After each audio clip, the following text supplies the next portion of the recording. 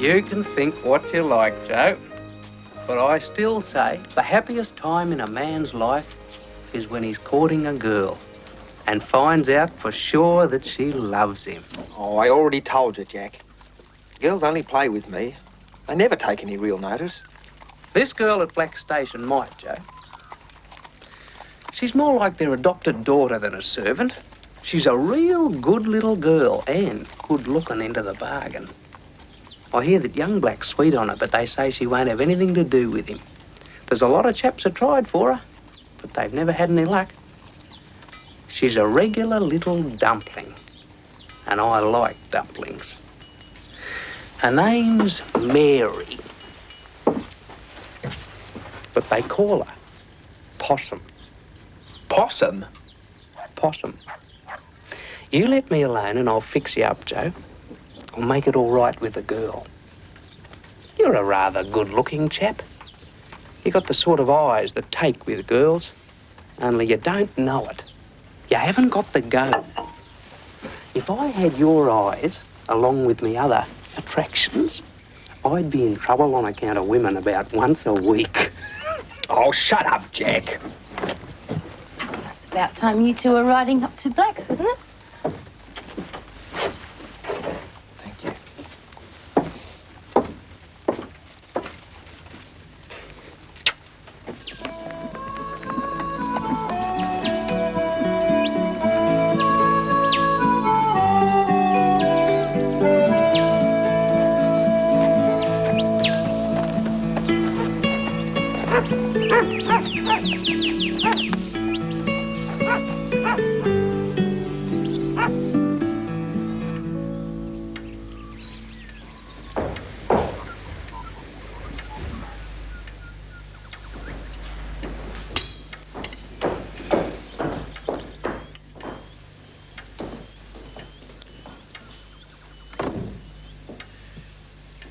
Most of the men in town should have spent their shearing checks by now, wouldn't you say? So I've put out the word that we need a new buggy shed built. 2 men should do the trick, I think, don't you? Why do you look at that girl in such a way? Girl? Mary. I'm sweet on her. She doesn't belong to our class. Mother. Well, the least you can do is respect her situation. I respect her most profoundly, Mother, believe me. Have you said as much to her? Well, no. But I fully intend to when I return from Sydney. I must raise your allowance for that expedition, I think. As I was saying, I think we can get the work done with 2 men, provided they're good and they're willing. Work? What work? What? The new buggy shed. Oh, surely now's the time to start on it. Of course it is, my dear. And we will. Today.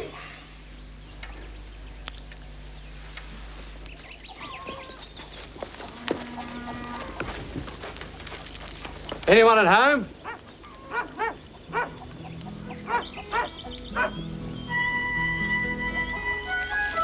G'day.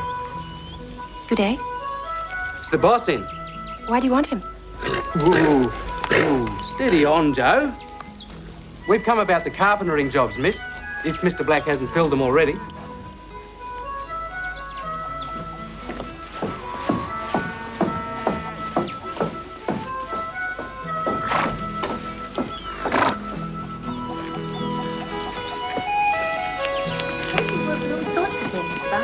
All sorts.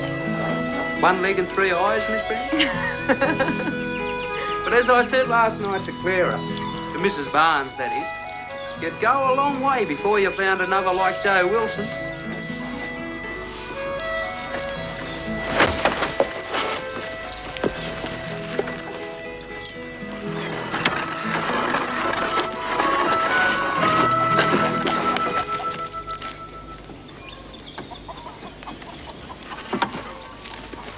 Don't hurry with that window, Joe. Hey? Make a looking glass of it.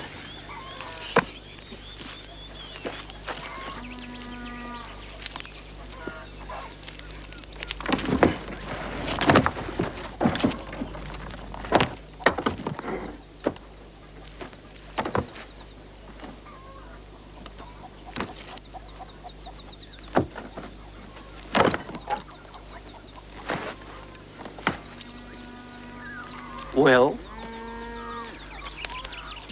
You're a fool, Jack. She's only interested in the old house being pulled down. She ain't interested when I'm around this end.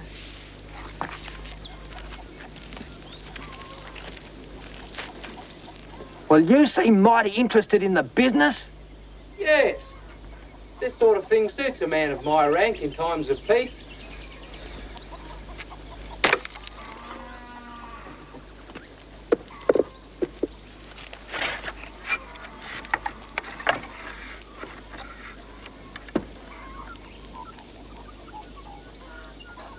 Mr. Wilson? I thought you and Mr. Barnes might like a cup of tea. Thank you.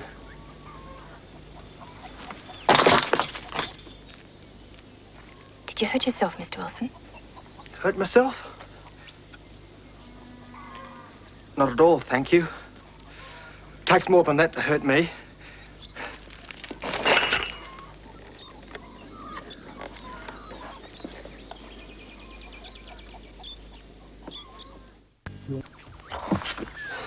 Here's some tea and brownie.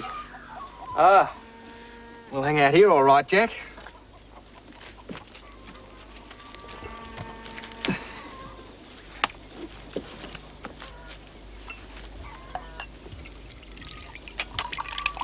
That's a very pretty little girl, Possum, isn't she? Do you notice how she dresses? Always fresh and trim. She's got on her best bib and tucker today, and a pinafore with frills to it. And it's ironing day, too. Can't be on your account. If it was Saturday or Sunday afternoon or some holiday, I could understand it. But perhaps one of her admirers is going to take her to the church bazaar in Solong tonight. That's what it is. But yet she seems interested in you, Joe. Why didn't you offer to take her to the bazaar instead of letting another chap get ahead of you? You miss all your chances, Joe. Look here, Jack. What have you been saying to that girl about me? Oh, not much. There isn't much to say about you. What did you tell her? Nothing in particular. She's heard all about you before. She hasn't heard much good, I suppose. Well, that's true, so far as I could make out, but you've only yourself to blame. I smoothed out matters as much as I could. Well, what did you tell her? That's what I want to know. To tell you the truth, I didn't tell her anything much. I only answered questions. What questions did she ask? Well, in the first place, she asked me if your name wasn't Joe Wilson, and I said it was, so far as I knew. Then she said she'd heard that you wrote poetry, and I had to admit that was true. Then she asked me if you had any friends, and I said none that I knew of, except me. I said that you'd lost all your friends. They stuck to you as long as they could, but they had to give you best, one after the other. And what then? She asked me if you were delicate. And I said, no, you were tough as fencing wire. She said you looked rather pale and thin and asked me if you'd had an illness. I said, no. It was all on account of the wild, dissipated life you'd led. She said it was a pity you hadn't a mother or sister to look after you, and I said it was. I said I was doing all I could to keep you straight. Did you tell her I was in jail? No, by gum, I forgot that. But never mind, I'll fix it up all right. I'll tell her that you got 2 years hard for horse stealing. That ought to make her interested in you if she isn't already.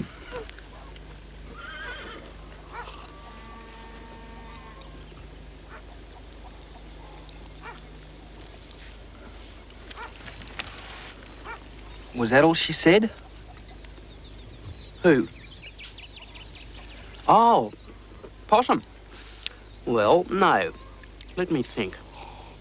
We got chatting of other things. You know, a married man's privilege and can say a lot more to a girl than a single man can.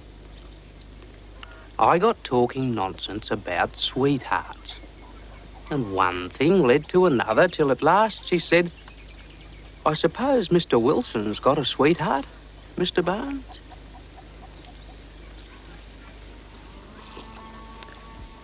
And what did you say? Oh, I told her you were a holy terror among the girls. You'd better take that tray back, hadn't you? Not me. I won't take it.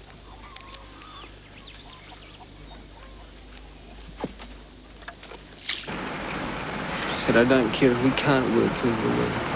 What's that? I said I don't care if we can't work because of the wet. Because she pities me. That's what she does. She pities me.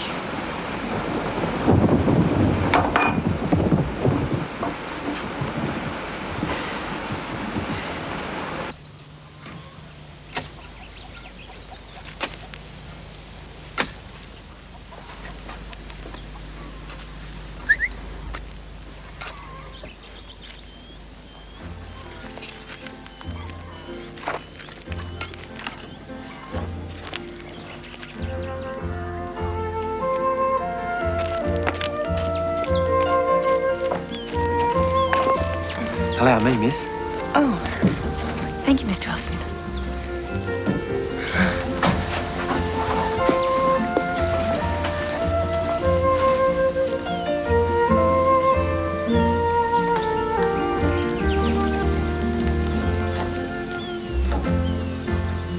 Here, you can't reach. I'll fix him.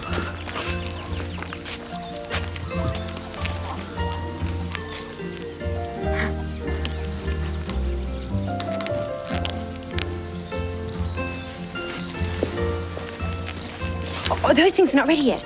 They're not rinsed. It's no trouble at all. I like it. Excuse me, Mr. Wilson. But those things are not ready yet.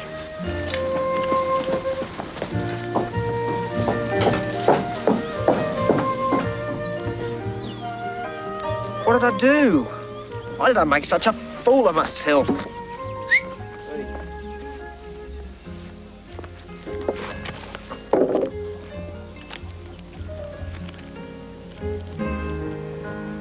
It's the lady's most private delicates. She thought you were shy and poetic. But what have you done? Showing yourself the usual sort of bushwhacker, that's what.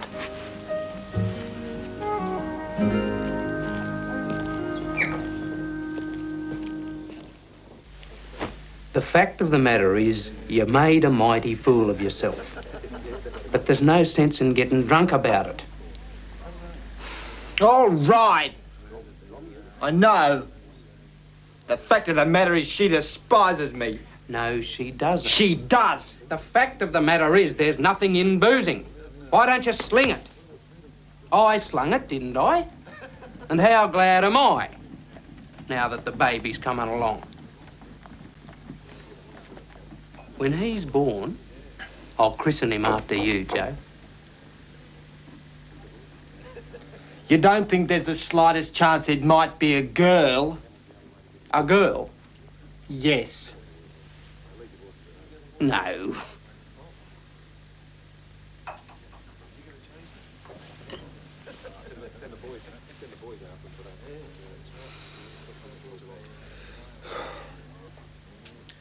Oh, yes, sling it before it gets a hole on me.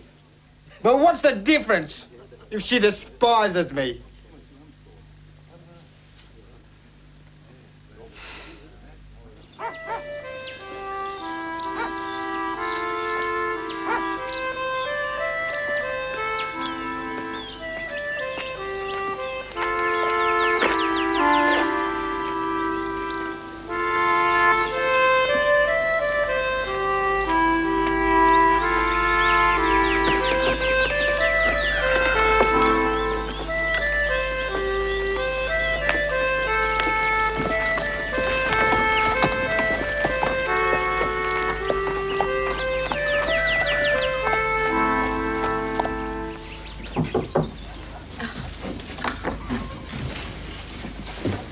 Thank you, Miss Brent. Thank you, Mr. Barnes.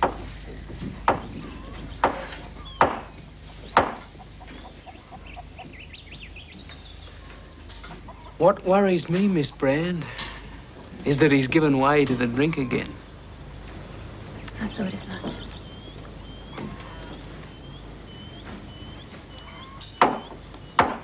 In my opinion, something must be done.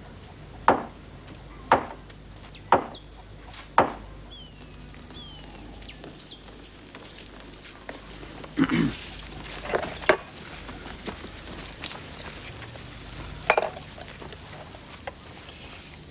you play drafts, Mr. Barnes?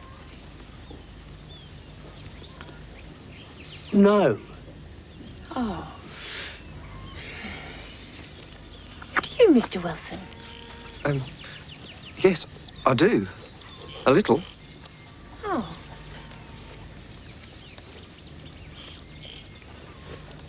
Do you play drafts, Miss Brand? Yes. But I can't get anyone to play with me here of an evening. The men are generally reading or playing cards. It's very dull, these long winter evenings when you've got nothing to do. Young Mr. Black used to play drafts. But now he's gone to Sydney. I'll play a game with you if you like, Miss Brand. But I ain't much of a player. Oh, thank you, Mr. Wilson. When shall you have an evening to spare?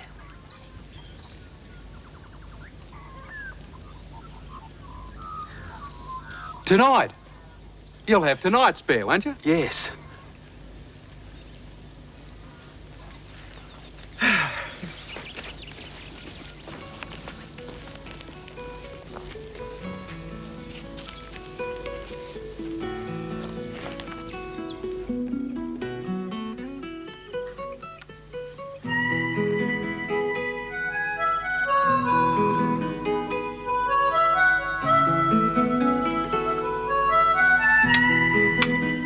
Oh, bite!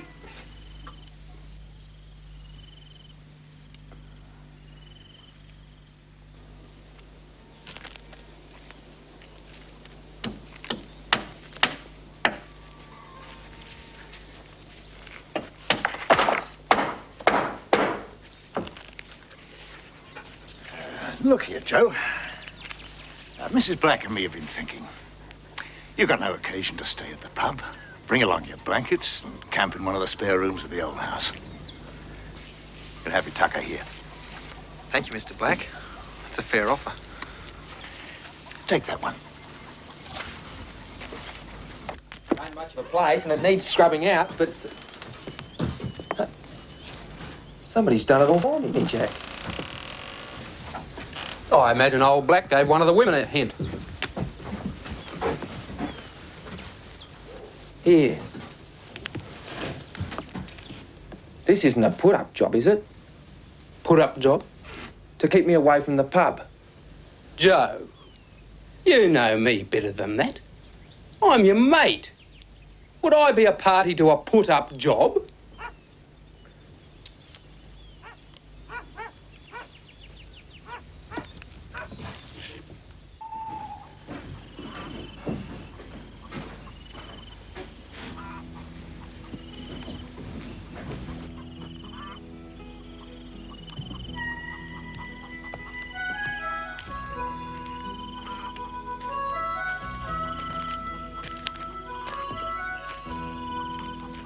May I join you, Mr. Wilson? Oh, thank you. I often enjoy the aroma, Mr. Wilson. Oh.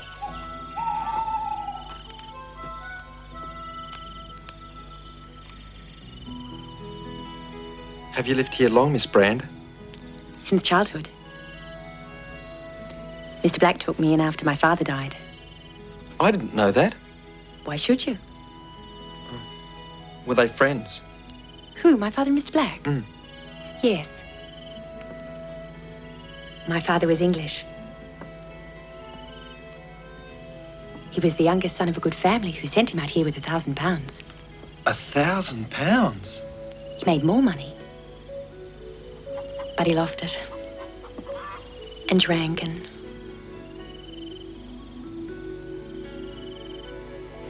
After that, I remember one evening, very like this,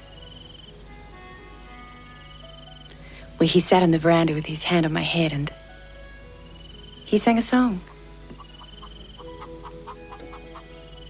The next day, he stayed in bed, and we children were kept out of the room. And when he died, we were adopted round.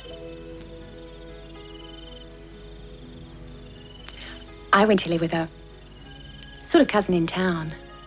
In a house where they took in cards on a tray. And then I came here.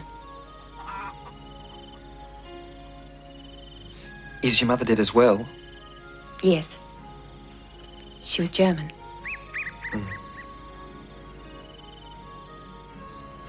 So's my father. Dead, I mean.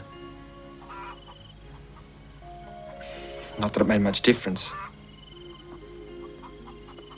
For I'd no boyhood to speak of, living in the bush. I reckon I was born for a poet by mistake. Didn't know what was the matter with me.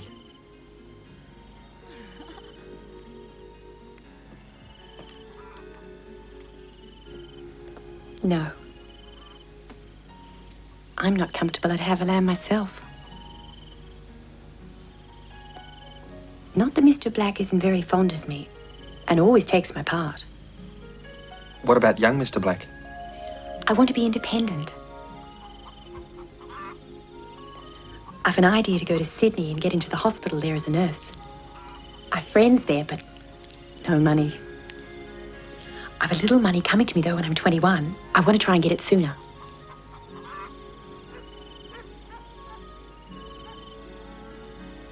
Listen here, Miss Brand. I'll lend you the money. Of plenty. More than I know what to do with. It's time to go in. Good night, Mr. Wilson. Good night, Miss.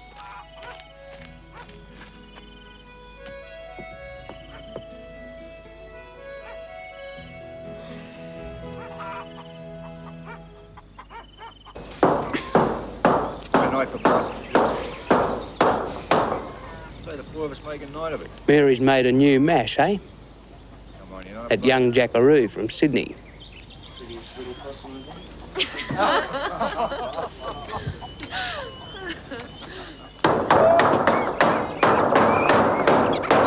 the people! That's old Tarnal Death again. That hawk that gets after the chickens.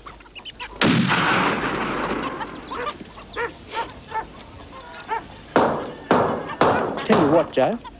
The work we've put in here, we can get this finished by the anniversary day dance.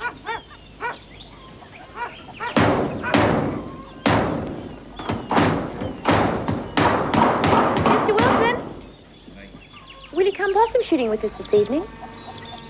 No. No, thank you.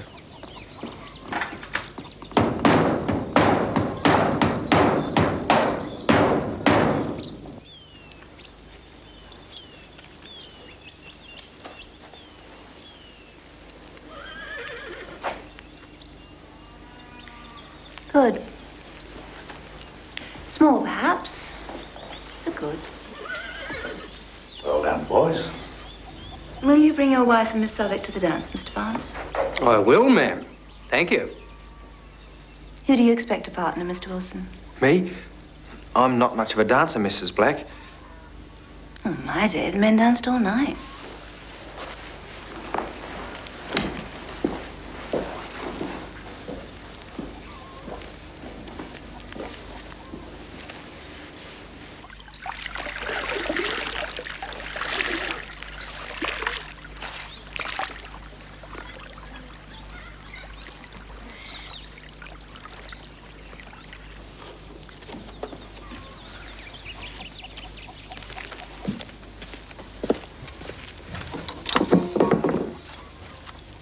I thought that Possum did your washing. I don't ask no favours.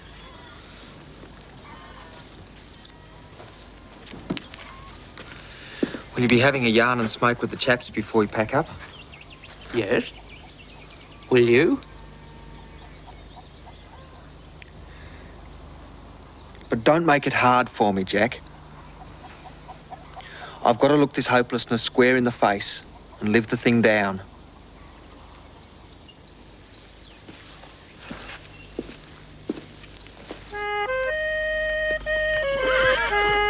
What's that? Looks like Romany. Robert. They say he's a bit sweet on that Mary Brand, don't they? Sweet. His temper. Well, his violin's sweet. Best in the district. What the hell's he trying to do? Yeah. Come and sit down, Romany. Who put that bloody clothesline up? That's what I want to know. What you sit down so sudden for, Romany? Hurt yourself on the pommel. Why didn't you ask the horse to go round, Romney?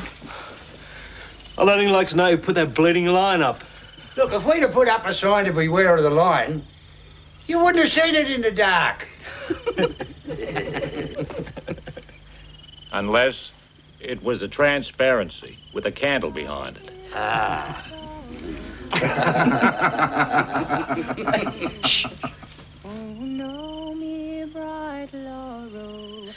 She's got a nice voice, that girl. Nice voice. I've heard a tomcat sing better. Well, I suppose you're going to be too in that quarter, eh, Romany? Oh, she tried it on, but it didn't go. I've met her sort before. She's setting her cap at that jackaroo now. Some girls will run after anything with trousers on. Sit down, Joe. Damn you, he's too good for you. You're a damn crawler, Romany. Hey! Hold on, you damn fools! Hey, keep it quiet till we get away from the house.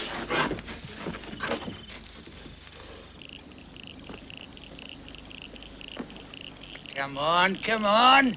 We haven't got all night. Why did you never let me teach you to use your hands? I have a horror of fighting, Jack. Your only chance now is that Romany can't fight. He's left-handed, so hit him with your right. Make as good a show as you can, and one of us will take him on afterwards. Come on, shape up.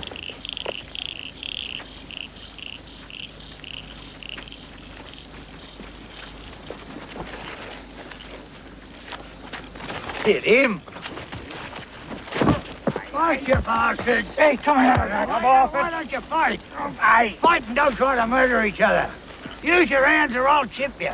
Either I'll bullwhip the bloody pair of you. We won't fight any man here for the sake of peace and quiet. You can't fight, Jim. You're in second. Stand in your corner. Come on, Joe. Clear your head. Shave up. You're right, Joe.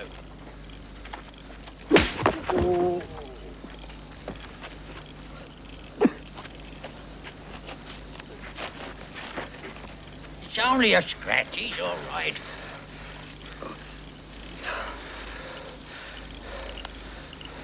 For God's sake, hit him. Get a blow home. Make a good show this round and I'll stop the fight. Leave me be, Jack, for I'm determined. But still I love him, I can't deny him. I'll be with him wherever he goes. Get up, Romany. Get up.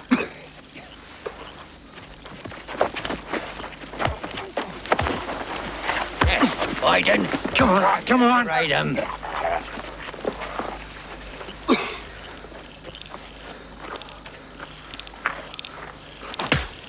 Oh.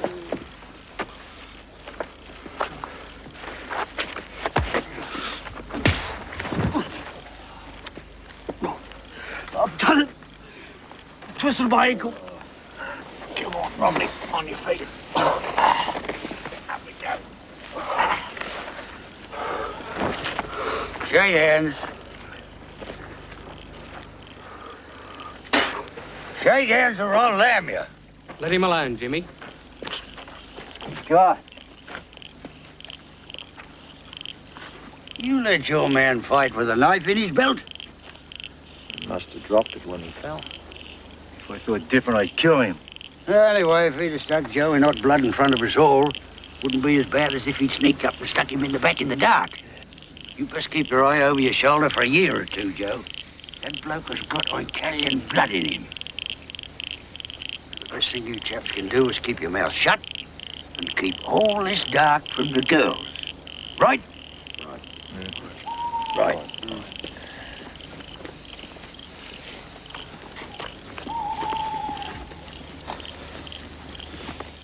before, or let any other man say it, but I didn't think you'd the pluck. God's truth, I didn't. Oh. Here we go. Beer and whiskey from the pub. Well, Mr. Regan? what's that? Shut that door.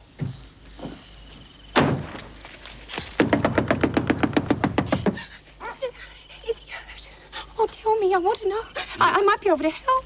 You go back in there and you tell him no harm's been done and all's well. Come.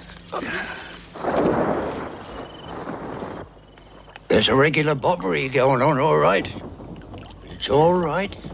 It's all right. They heard nice yarns how Romney's knife fell out of its sheath, and I told them lies at a great rate. Well, I'm not proud of the affair at all. That Romney's a quiet chap after all. I made another fool out of myself. I'm like a wall-eyed bullock with the pluro. Just drink your beer, mate. Shall I stay all night? No, your wife will be waiting for you. True, she will be. Well, come on. Oh. Look after yourself, Joe. Babe. Thanks.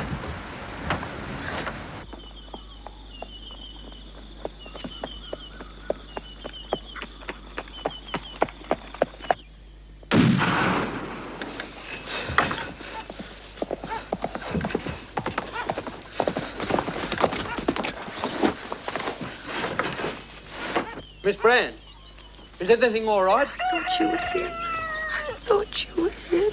What is it? You did frighten me, Mr. Barnes. Oh, I am a little fool. I thought I heard old Tunnel death at the chickens again. Never mind.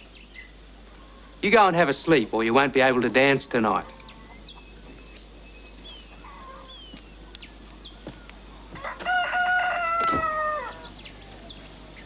Well, that's a rum start. Yes, it is. Look here, Joe. If you won't come to the dance tonight, I tell you what you will do. You'll mooch round down by the big peppermint tree, near the river gate, say about 10:30. And what good'll that do? You just do as you're told. That's all you have to do.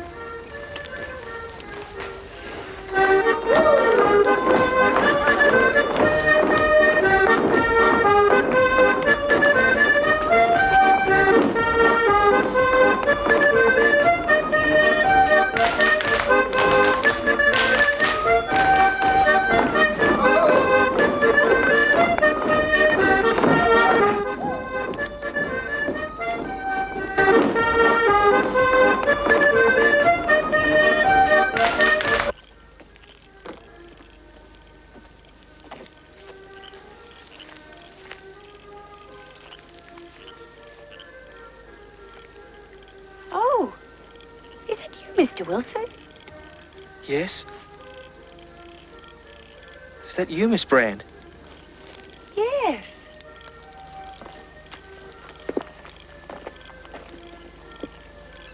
Did I frighten you? No. Yes. Just a little. I didn't know there was anyone...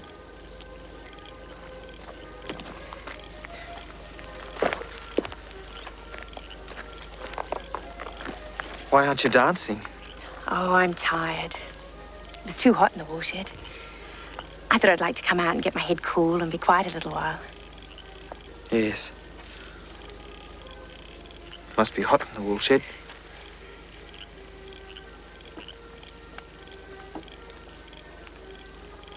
must be dull for you, Mr. Wilson. You must feel lonely. Mr. Barnes said that... How beautiful the moonlight looks on the trees. Yes. Doesn't it?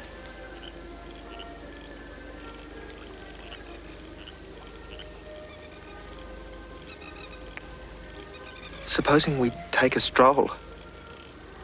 Thank you. I like that very much.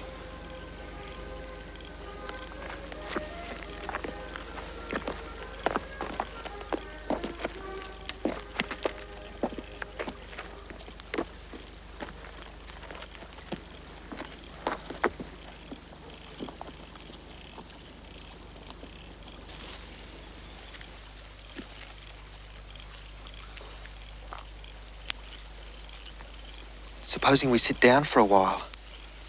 If you like, Mr. Wilson.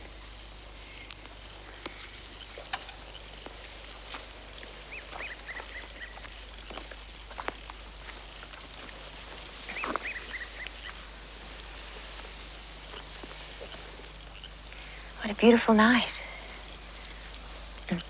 Yes, isn't it? I suppose you know I'm going away next month, Mr. Wilson.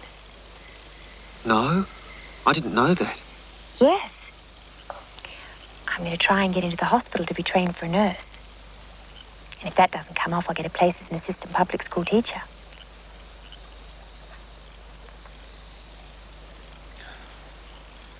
I suppose you won't be sorry to go, Miss Brand. Oh, I don't know. Everyone's been so kind to me here.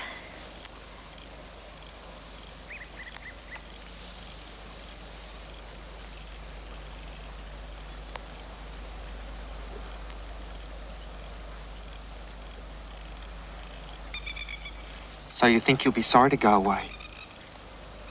Yes. I suppose I'll fret for a while. It has been my home, you know.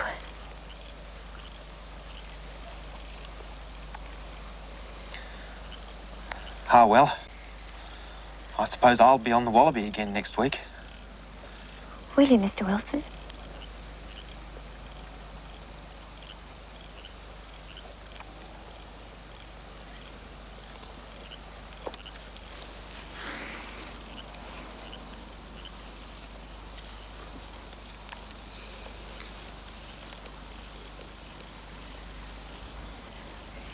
Don't you think it's time to go back now, Mr. Wilson? Oh, no. There's plenty of time.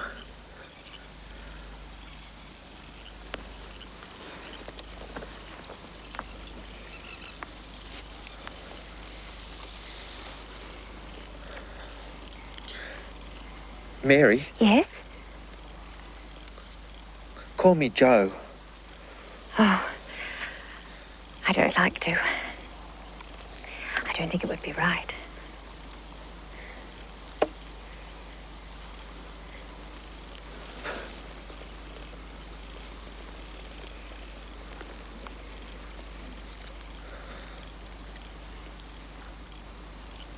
Mary? What is it, Mary? Ain't you well? Ain't you happy? Oh, yes, Joe, I'm very happy. Oh, your poor face. Can't I do anything for it? No, it doesn't hurt me a bit now.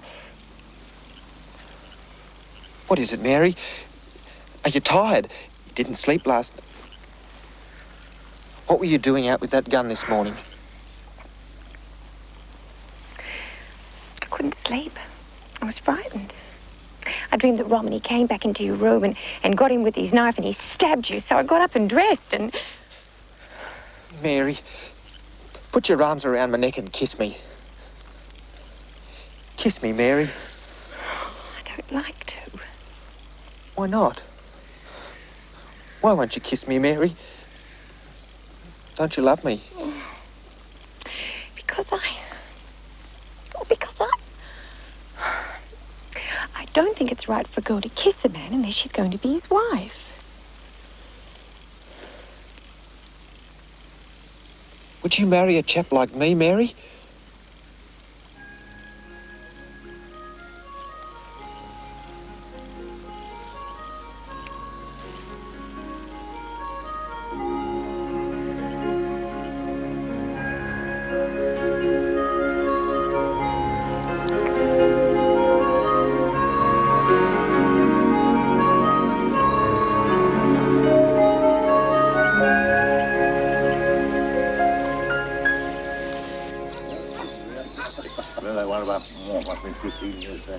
Oh, yes, you were a pretty fair dancer then, Jim, weren't you? I used to dance.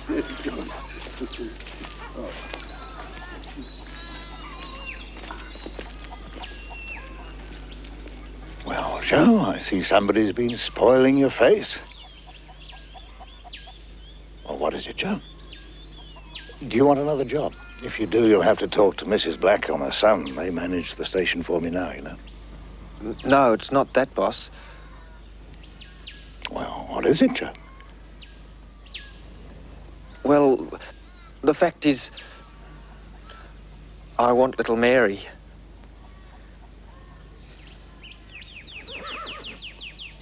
Well.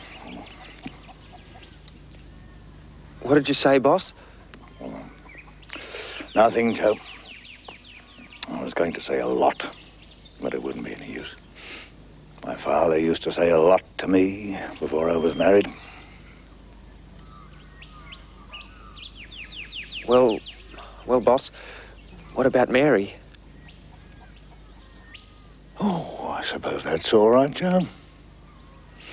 I beg your pardon. I got to thinking of the days when I was courting Mrs. Black.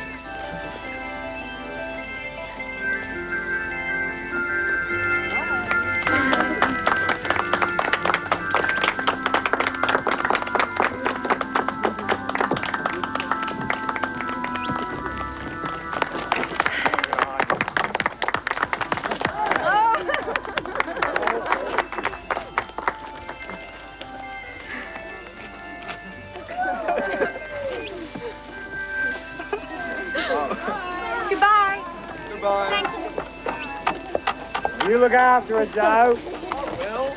Bye. God bless.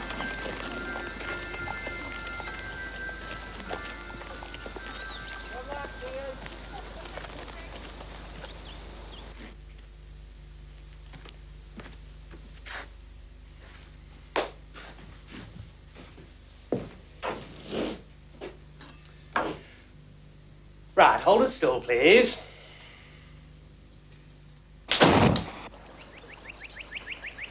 My little Dutchie. Little pigeon toes. I don't look that bad, Joe. Yes, you do. You're a little German pudding. You want to know something? What? I've had my eye on a buggy. Joe! Second-hand mine. It's my great ambition, is that, to have a buggy? I know. Never mind, though. Get a sewing machine and I'll be satisfied. We need a sewing machine more than a buggy for a while. Wait till we're better off. Saw a sewing machine too. You did? A Wilcox and Gibbs. That's the one I want. I know. I know it. Oh, Joe. Speaking of what you said, Mary, about us being better off and me working hard and making a nice place for you, I've written off to Sydney. Sydney? I've a mind to get a billet in one of the big wool stores. I'm a pretty fair wool expert. I know you'll help me. Time was I went to Sydney and got in trouble with the drink. But that was when I was young, before I found myself, before I met you.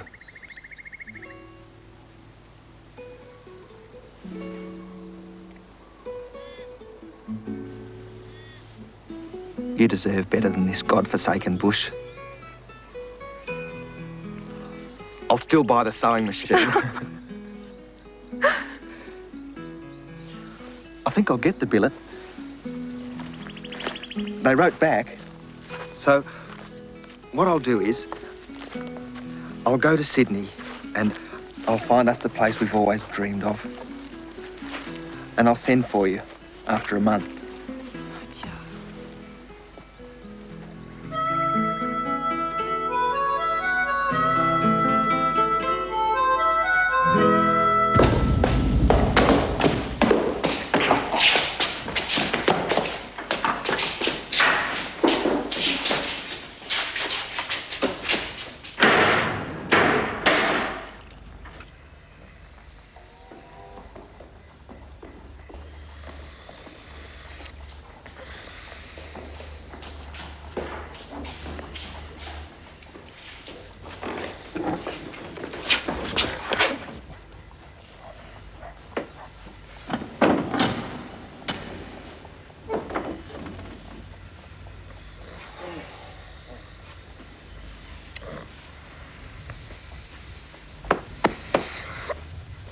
These cells have not been swept since last Tuesday, when I made a similar complaint.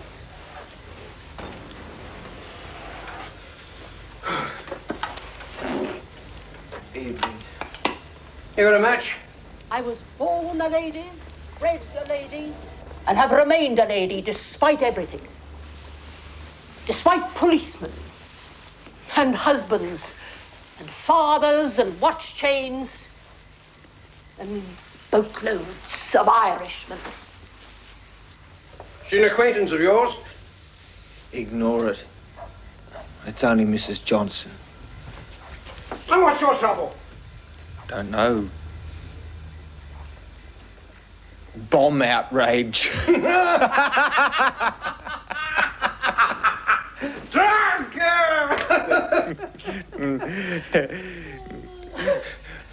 What's yours? I don't know, same trouble, I think. Officer! Officer! What do you want? Well, I wonder if you could tell me what I've been up to. Killing a Chinaman. Go to sleep. Oh.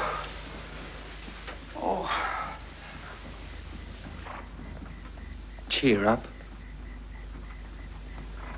I wonder if I ask them to send my wife to get bail. Oh, I hope to God I didn't. You got a wife yourself? Yes. Is she expecting you at home? She's up country. She's expecting me to send for her. Can you afford to? Officer, water! No. How long since you saw her? Had enough to drink already. 8 weeks.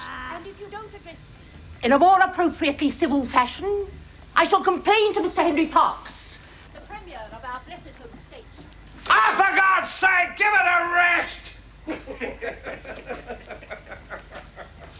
Don't you shout at me, you cretin. I know what your mother was. You've broken the laws of every Christian country, and some Asiatic ones.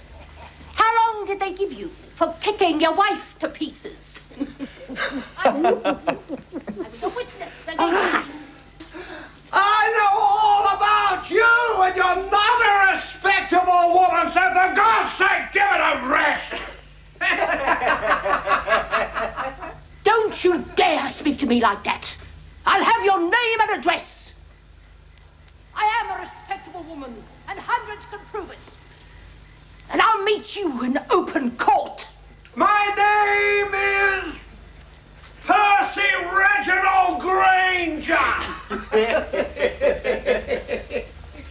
And my city address is the Mansions, Macleay Street, Sydney, where my neighbour is Mr. Isaacs, the stipendiary magistrate. And should you require the name of my solicitor, I can deliver it forthwith. I'll get all the names I want from the charge sheet. And I'll have you for criminal life. And your cellmate as a witness. And we'll be in court. Shut up. And if you don't shut up, I'll smother you.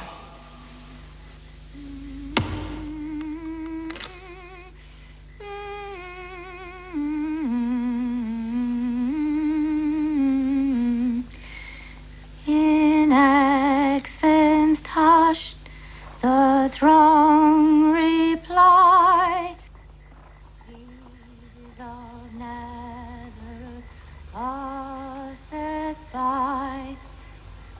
In accents hushed, the throng reply.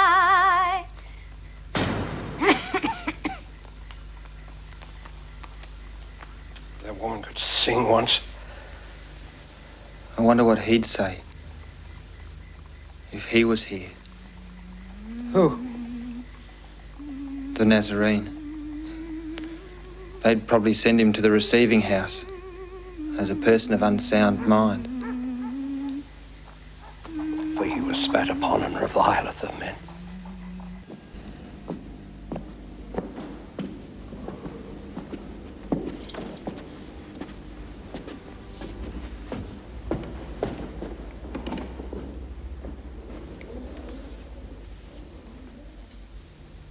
Joseph Wilson?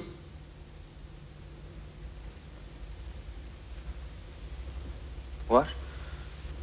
Are you Joseph Wilson? I am. You are charged with being drunk and disorderly in Castlereagh Street, Sydney. How do you plead? Guilty or not guilty? Wilson, how do you plead? Plead? Come along, man. Beg pardon, Your Worship. Guilty.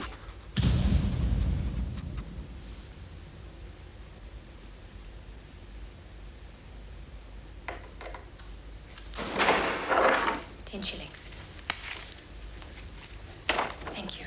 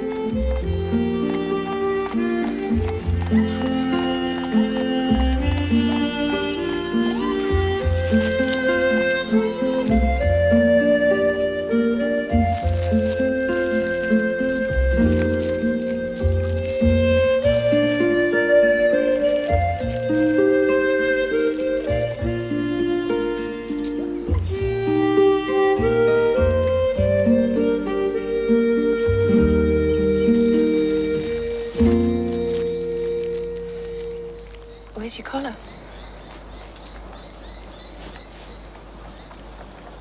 Did you pawn it? Yes. Like everything else.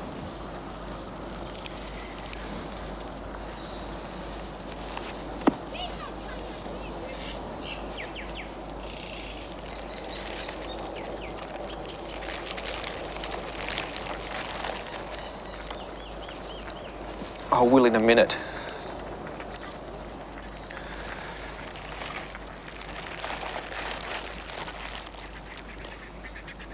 How long did you last with the wool broker? 3 weeks.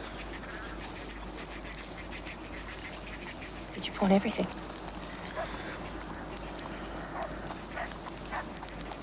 Yes. What would you have done about your fine, Joe? I'd have taken the 7 days. What then?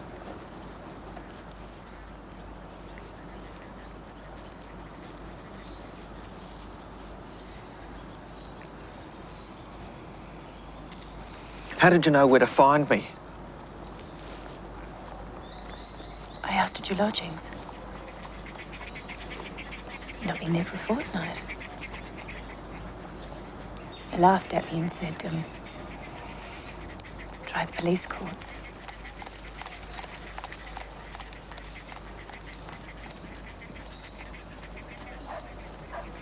Where did you sleep, Joe? Prison. Out rough. What does it matter? What would you have done after the 7 days? To get money for a glass? I don't know, Mary. Well, there's always labouring work. Could you have written to me?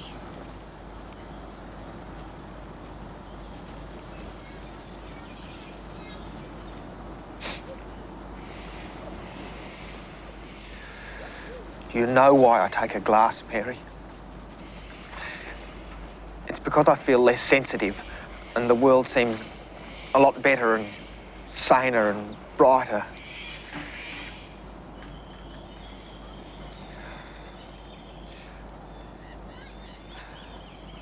I love my fellow man and seem nearer to him. I've thought hard about it, Joe. Lord knows I've had the time. What we must do is go back to the bush and stay there. We must put Sydney out of our thoughts. For you and me, there's danger in Sydney. But in the bush, you work hard and we can be fine.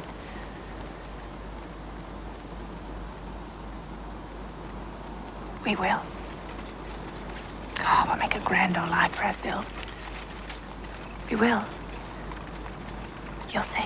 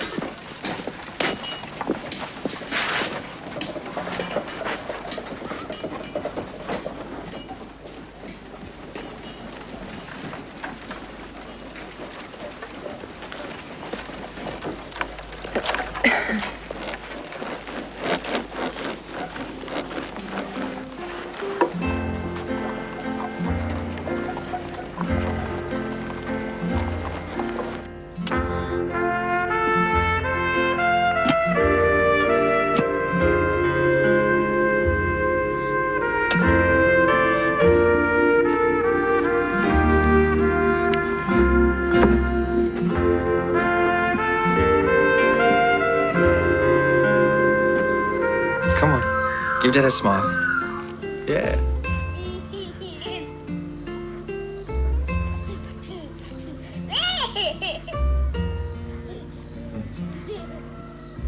Look at you! Oh. Oh. Oh, Jim.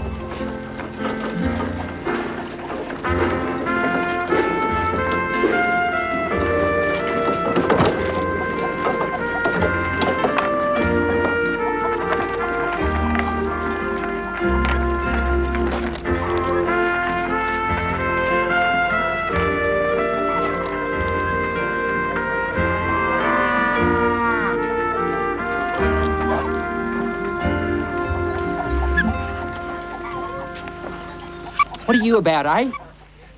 What have you been doing while your old fool of a dadda was away with the wagon? Mary? Whose are them kangaroo dogs outside? Mine. This is my young brother, James. G'day. G'day. He thinks he might live with us. Does he? Yes, I rode up to have a look at the country. I like it. Joe, put that cup out of young Jim's reach. No, leave it there. Make him know he's not to have it. Why do you forget that he's only a baby? I hold that a baby can be trained from the first week. If his name's John Henry, why call him Jim? Well, most of my old mates were Jims. I hear he's had trouble with his teeth. I had to get him lanced and all that. Yes. But he's a plucky little chap. Ain't you?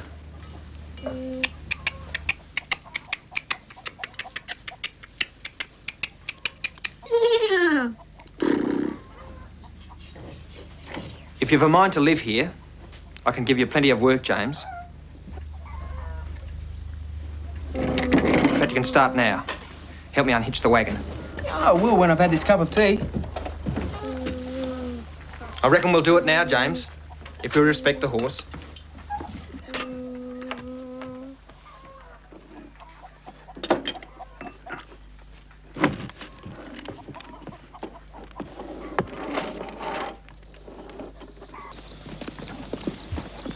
Joe! Joe!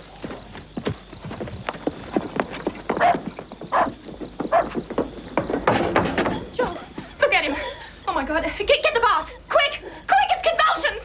Right, for the doctor, quick. I don't know where to find him. Ride into town and ask. It's all right. Jim? Jim? You can't hear me, Joe? Get up!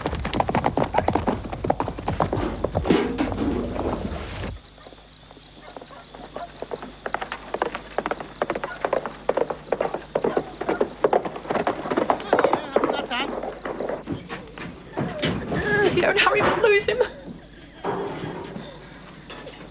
I knew this would happen. I knew it. Hurry up with the water, Joe, for God's sake, hurry up!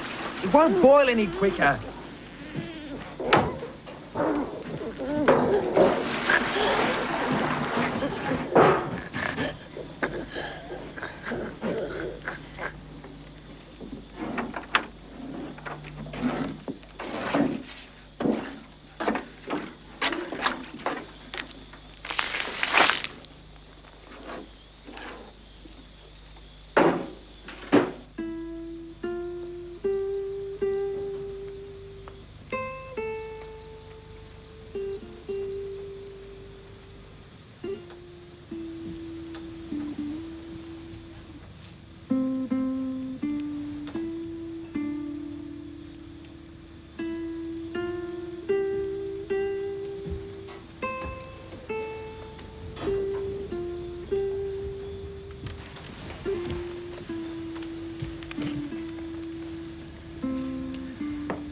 looks so peaceful, doesn't he?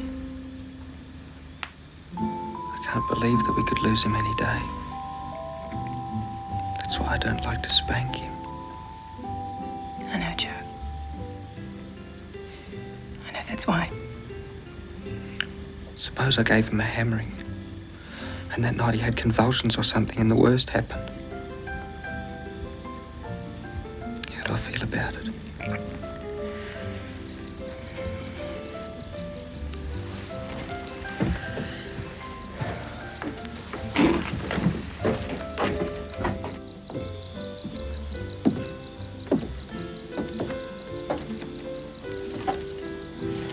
Is he peaceful? Yes. There's no signs of fever? No. It's not a thing I hope I see again. No.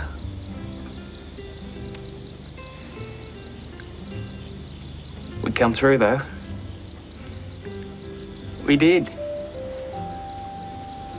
The four of us, we come through.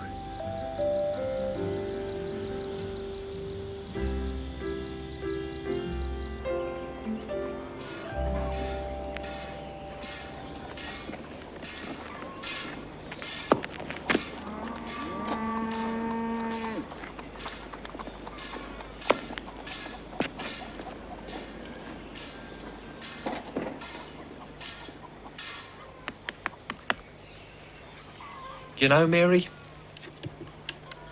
both you and me were born for better things. That's what makes this life so hard for us.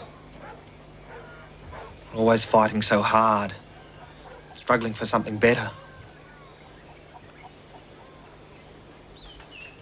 We've a fair bit of money in hand, you know. What with my fencing contracts and carrying goods from the railways. It's been good, has the carrying? It has. I hope that this time you won't do what you did before and spend what we saved on digging for gold. Gold? There's no gold round here anymore. He's not lazy, you know, isn't your brother James? So long as one thing doesn't last too long. He's fond of you too, and he'll stay by you while I'm on the road with the wagon. I mean, I wouldn't depend on him much, but he will protect you against sundowners or a shearer on the old DTs. What's in your mind, Joe? Well, I reckon that what he needs is to find enough work to keep him out of mischief. Pipe, Daddy. Jim wants pipe. How did you know I'd got you one, eh? There you go.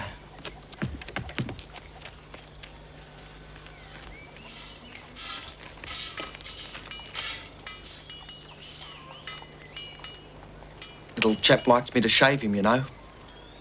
Likes to be lathered up, have it scraped off.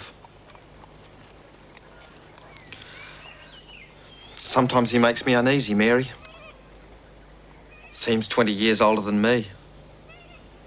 Well, he's, not afraid to share his feelings, if that's what you mean.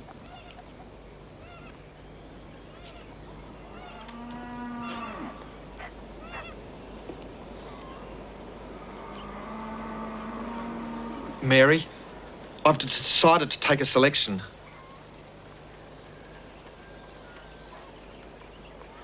So that's it. I've found the one I want. Where? Lackey's Creek, Where's that? 30 miles west.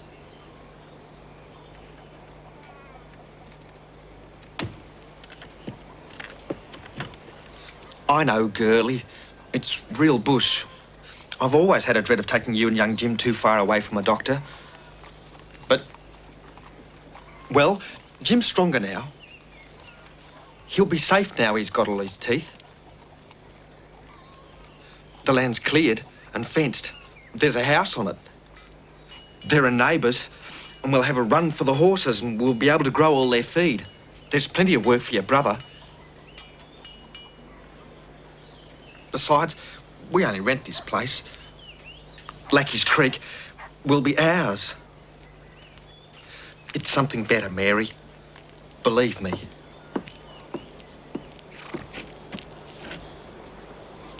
Have you told her? Yes. What do you reckon? Yes. I'm pleased. I'll go up first with the cows. He'll sweep the place out for us. Make it bright and cheerful. Of course he will. Do you think we should take young Jim up there right away, though? I don't think we should. No? No. Until we're settled in, he can stay here in Gulgong with my sister Hilda. She'll be well suited by it.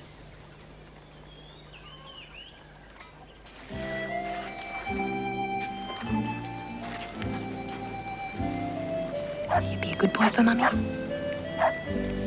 And you do whatever Aunt Hilda says.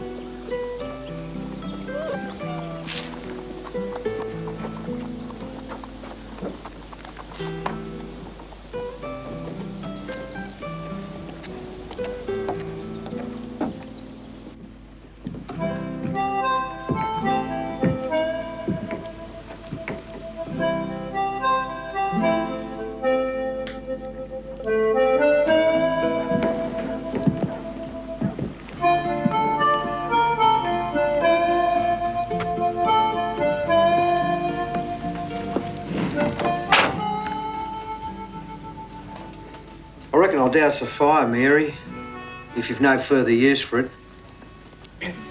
Thank you.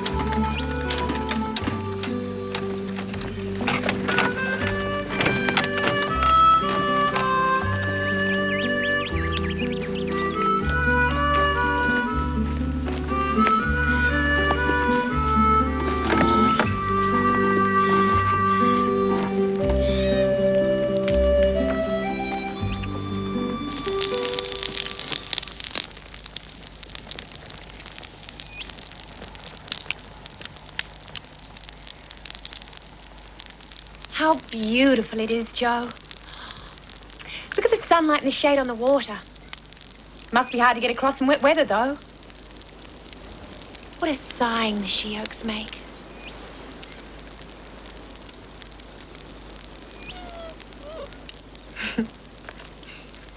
G'day, pup.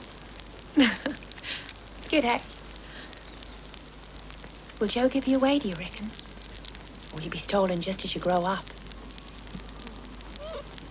Or will you be sold but not paid for like the last one? Mary, you've been crying, haven't you? Coming along the road. What is it? Is it on account of leaving little Jim for the first time? I couldn't make up my mind to leave him. A mile or two along the road, I would have turned back from him, except that I knew that my sister would laugh at me.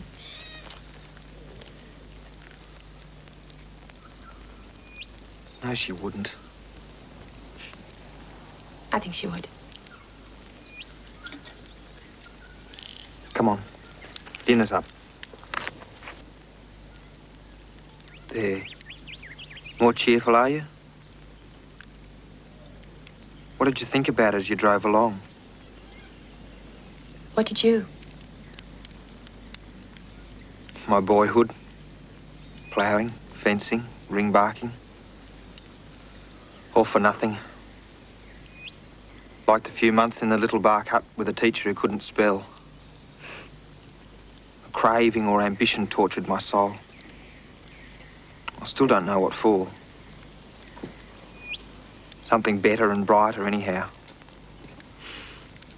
What I thought about was the homes I've lived in. You mean the proper homes? Not the huts and encampments you've seen with me.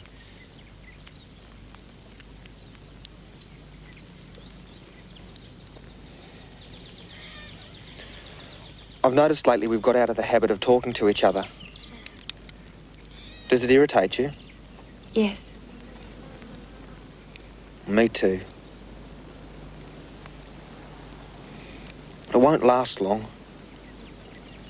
I'll make life better for us by and by.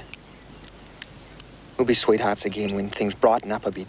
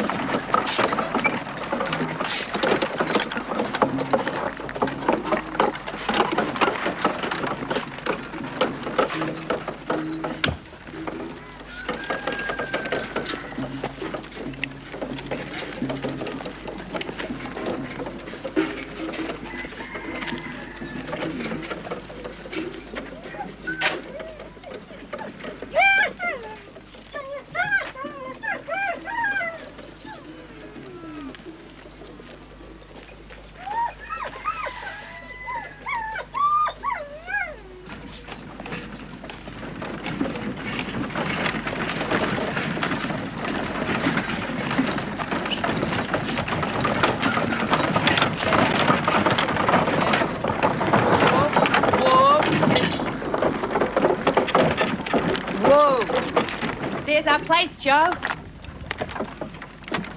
Come, Bess.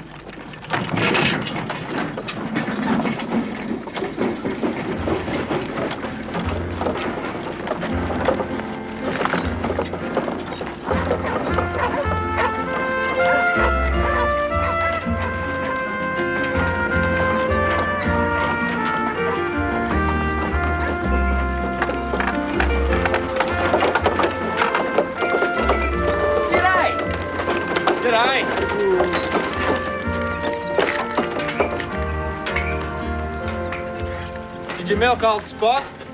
Ah. You'll be late for your own funeral. Come on. Help me water these horses and then we'll get the furniture off the back. I never know why people say that. What? Late for your own funeral. It seems to me that if you are going to be late for something, your funeral's going to be the one, isn't it? Just hand down that chair.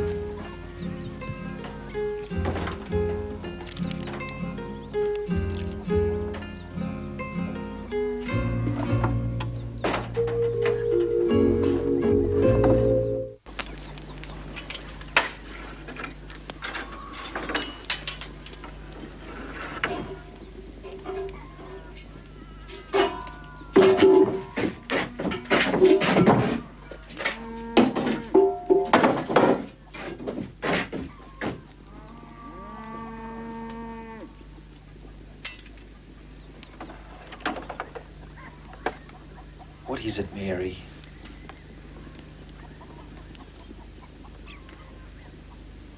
Now, what is it, Mary? Haven't you got everything you wanted? You've had your own way. What's the matter with you now? You know very well, Joe. But I don't know.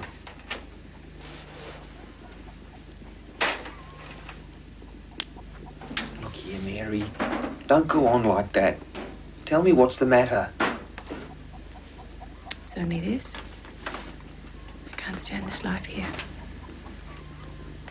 It'll kill me.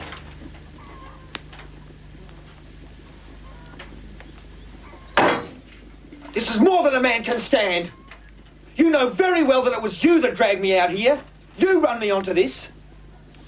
Why weren't you content to stay in Gulgong? What sort of a place was Gulgong, Joe?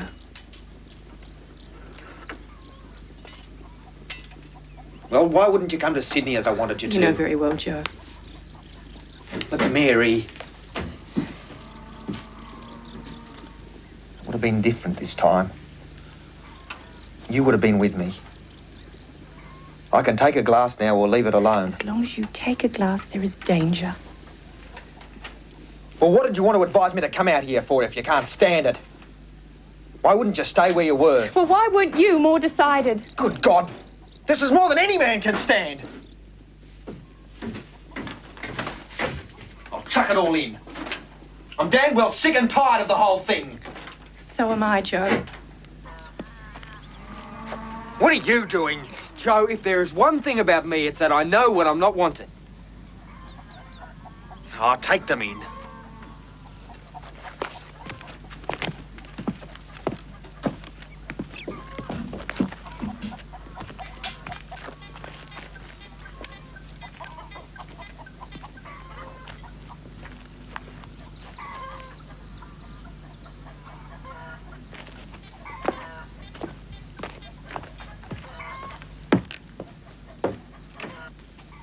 If I don't make a stand now, I'll never be master. I gave up the reins when I got married, and I have to have them back again.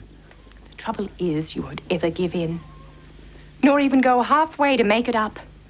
It's all the way or nothing with your nature. I have the energy of half a dozen men if I see the road clear before me. Then you shy at the first check.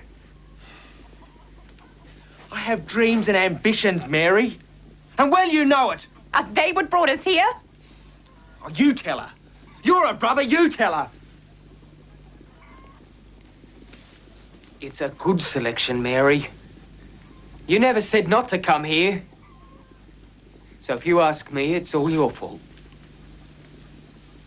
I'll not give in, Mary. I'll not give in to it.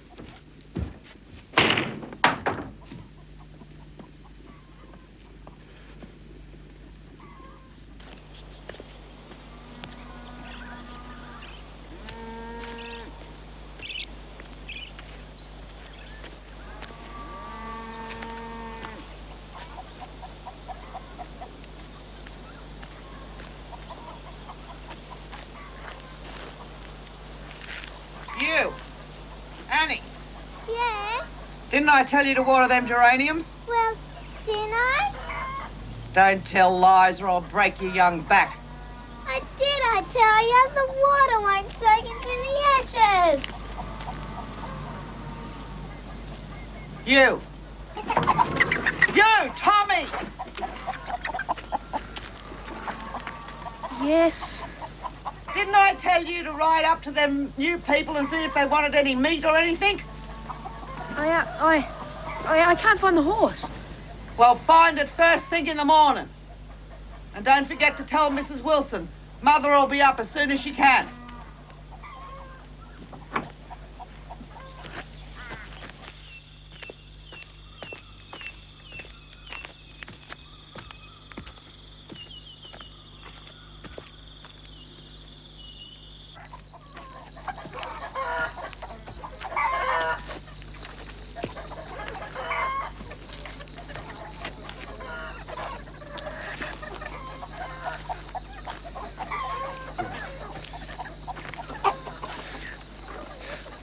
Look here, girlie. I'm sorry. I walked to Mrs. Spicer's selection. I thought I'd see if she had any fresh meat and... No.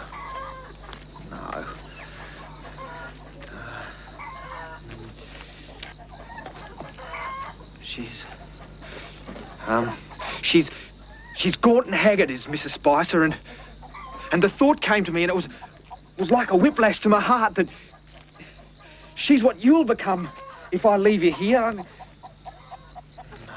No. Right.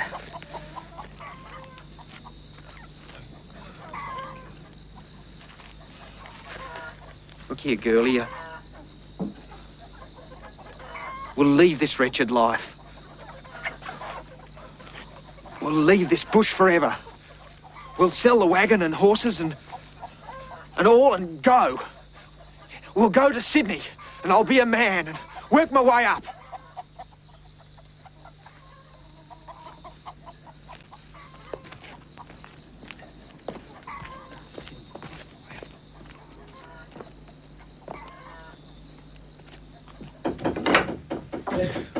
Look here, girlie,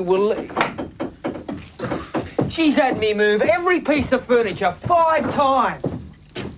How does that look, Joe? We'll soon get things shipshape.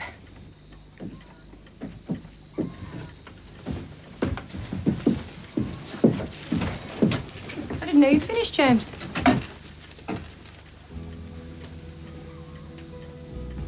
I've got a jack in my mouth.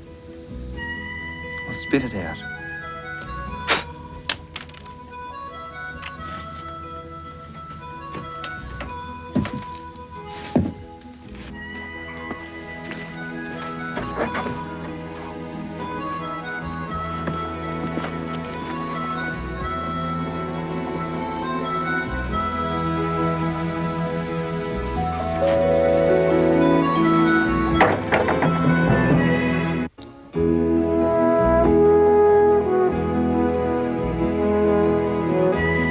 Catch up with part 2 of Joe Wilson next Tuesday at midday.